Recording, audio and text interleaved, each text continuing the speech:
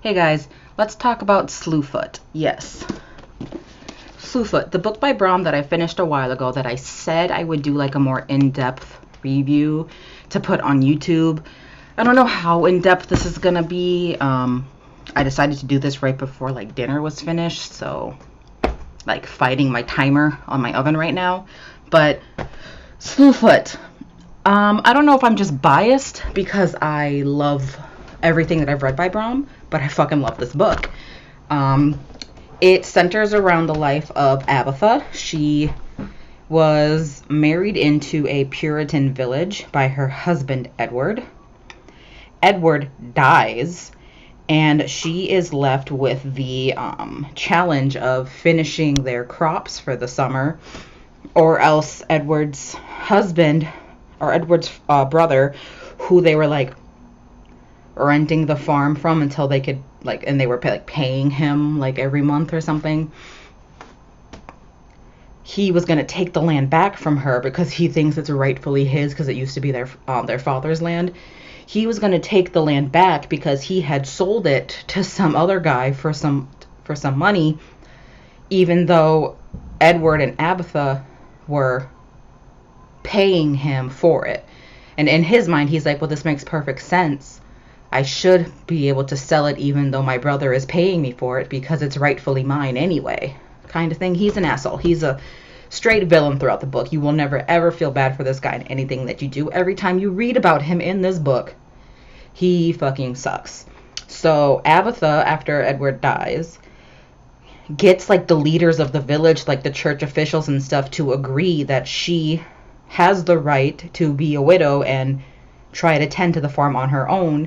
She has one last like payment, which is like a bushel, like the crop to like bring in, and that would be her last payment to the brother whose name is Wallace. The bitch name too.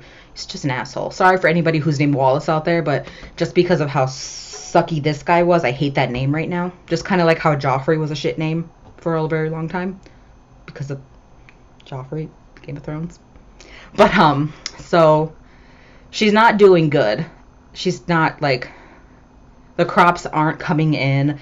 The bushels of corn that she has, they're all weak and like pathetic little pieces.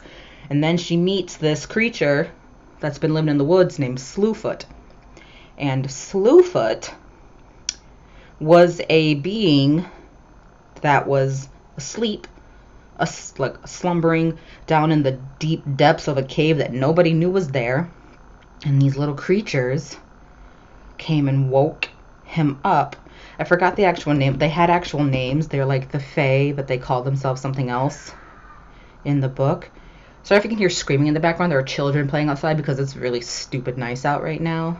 But the window's open because my apartment is hot because I have the oven on. But if you hear screaming, I promise no one's being murdered.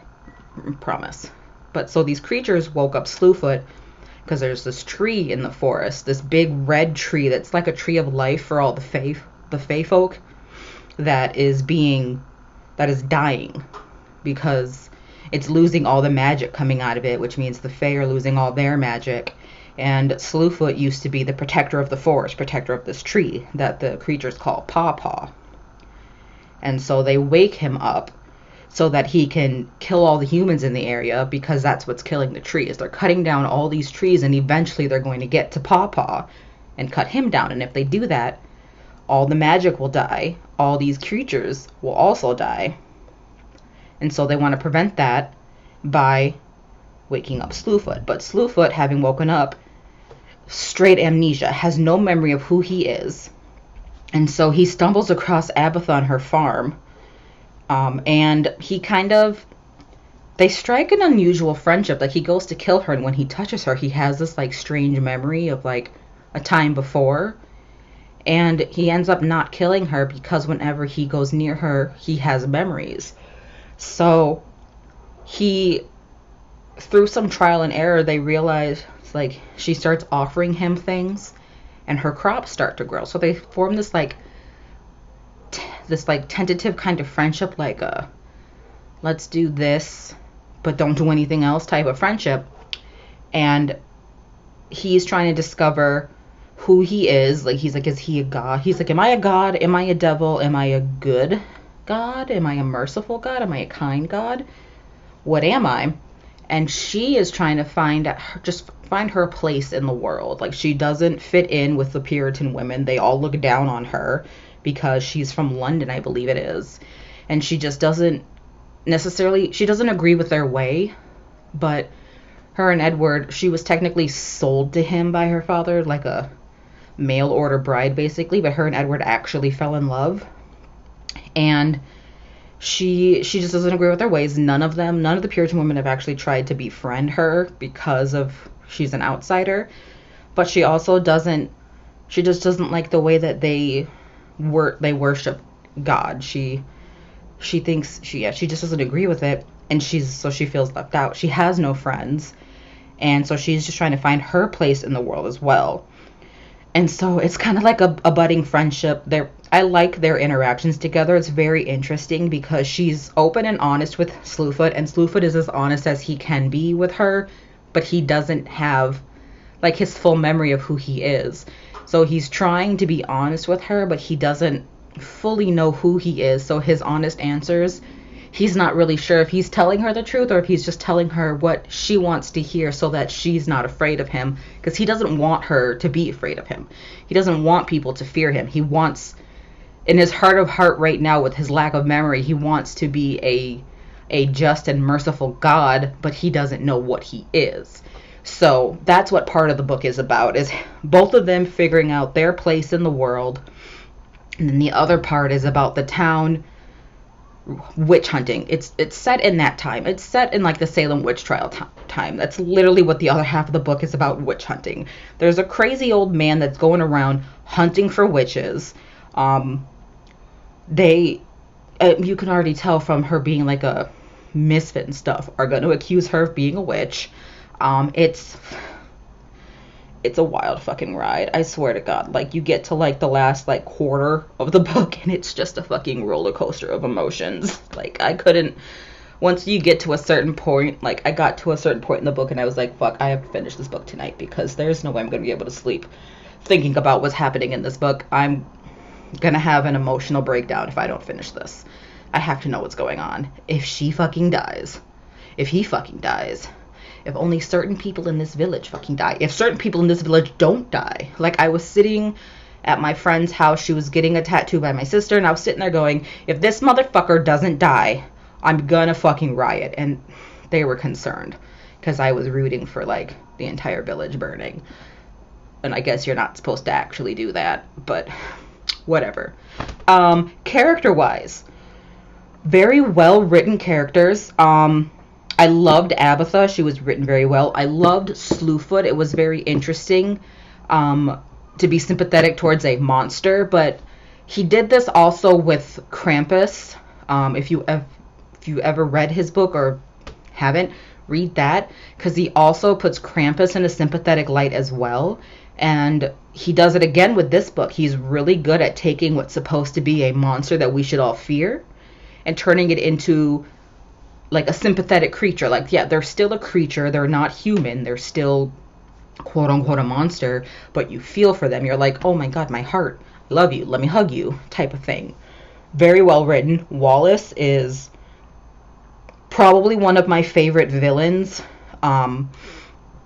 But like at the same time, I don't know if I would count him as a villain, because like his intents aren't really evil as much as they're misguided, and they're misguided and selfish, but they're not really evil in the sense that he's out to actually do harm until the witch accusations, I guess. But for the most part, he's just selfish. Like, he thinks that he has the right as the firstborn son to all this stuff, and he doesn't think it's fair that she has a right to the land because she only has one payment left and she's a widow now, and everyone's taking pity on her because she's a widow. He's thinking like an only child, basically. So I count him as a villain in the aspect that he is doing things that are harmful to Abatha But at the same time, I really don't think he was willingly doing it as much as it seemed. Like, he seemed like a very selfish, misguided, doesn't really think about others, just himself type of man. Hold on, my screen decided to go black, and that makes me nervous because I can't see my own face. But I wouldn't exactly count him a villain. Now, the little creatures, let's talk about them. I'm going to just show you the pictures of them. Okay, so this is Abatha. I don't know how well you can see that because of the lighting in here. Let's talk about, okay, so I'll show you Slewfoot so that we don't get confused. Okay, so that's Slewfoot. And then these little creatures that are following him around are like the ones that woke him up and shit. So we've got Forest and Creek and Sky. Okay? Oh, and Samson, which is Slewfoot, but I'm not going to tell you how because that would be a spoiler, and I'm trying not to do that. Forest, the weird fucking opossum looking thing, he's a little asshole. The other two are like cute little followers, or like, we're just here, don't mind us, just exist. But Forrest is the mischievous one who's worried the most. Well, he feels like he's the only one that's worried about the about Pawpaw the tree. He feels like he's the only one that's taking this seriously. And he's worried that Father is what they call Slewfoot. He's worried that Father isn't doing what he should be doing since they woke him up. He thinks that because they woke him up, he should be doing what they asked him to do, which is kill all the humans, protect Pawpaw. But Father's like, okay, but who the fuck am I? Because y'all aren't telling me the truth. He knows that Forest, Sky, and Creek aren't telling him everything. And he's like, okay, either tell me the truth or I'm just going to go do my own thing and figure it out by myself. But they don't want to tell him the truth because then he'll go searching for more questions, which is just going to get him into more trouble by finding this like magic man that's in there. And they're like, we don't want you to go near him. Don't go near him. And he's like, but why? They're like, we don't want to tell you. And he's like, then fuck you guys. So Forrest does a lot of mischievous shit. So yeah, I'm trying to look in here and find the name of the creatures real quick, just so you can see. But I definitely forgot the name and then didn't take notes. So that's usually what I do when I want to do a book review. I take notes. The Wild Folk, that's what they call themselves, the Wild Folk. So they're a line of fae that they call themselves the Wild Folk. They have like little children's faces, and then there's some form of animal, fucking terrifying, but also kind of cute. Like Sky, the little fish thing, it was kind of, or Creek, little fish guy, it was kind of cute. But so the Wild Folk need Pawpaw to live, so the Wild Folk can also live and have magic. And the humans are getting closer to where Pawpaw is. And if they see this big scary red tree, we're human. We're gonna cut it down because we can't have nice things. That's just how we are. I feel like I just rambled for my first like book channel for this or book review for this channel. I'm gonna take notes next time for the next book review that I do and like do a more structured, in-depth review. I just wanted to get something else out there. I said I was gonna do a full review on Slewfoot, so here it is. Sorry, it's a hot mess. That's just how my brain works these days. So that was Slewfoot by Brom. I highly recommend you read it. I highly recommend you check out his other work. He's got Slewfoot, Krampus, The Child Thief, and Lost Gods are the works that you can actually find right now. He's got some stuff that I think is out of print, so you can't find it anywhere, so I'm not going to name those and frustrate you. But yeah, so those works you can find anywhere. That's it for now. I hope you guys enjoyed that. If you guys have more questions about the book, let me know. Other than that, I'm going to stop yammering. I think I'm burning my food, so I'm going to go. Bye. Bye.